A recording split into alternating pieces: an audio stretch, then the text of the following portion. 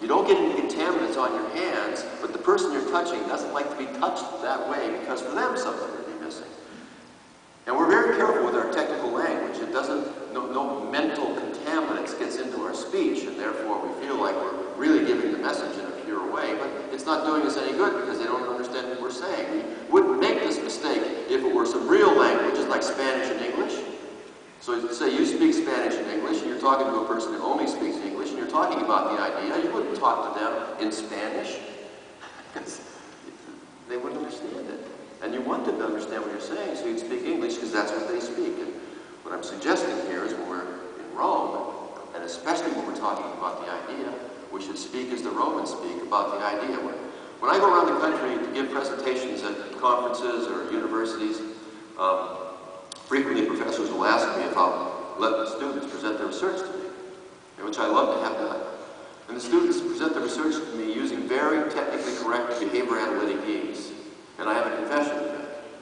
So I listen carefully, but I frequently have no idea what they're telling me.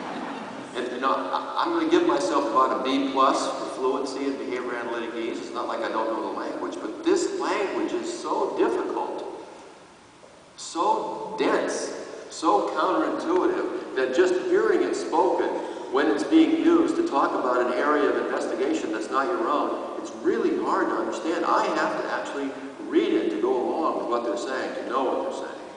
So I'll ask these students if I think they can take it. I have to be careful with them, but if they think they can take it, I'll say, could you tell me a story? Could you tell me a story? A story about what, Dr. Pat? Well, tell me a story about your work. Tell me what you did, why you did it, what happened, and what you think about what happened, and tell me in a way that she can understand. That's my mom, the woman I didn't call on Sunday. And she's interested in my work, but she doesn't speak behavior analytic ease. So when I talk to her about my work, I have to speak to her in the language that she actually understands, which is plain old English. And I want to talk to her about my work, so I do that.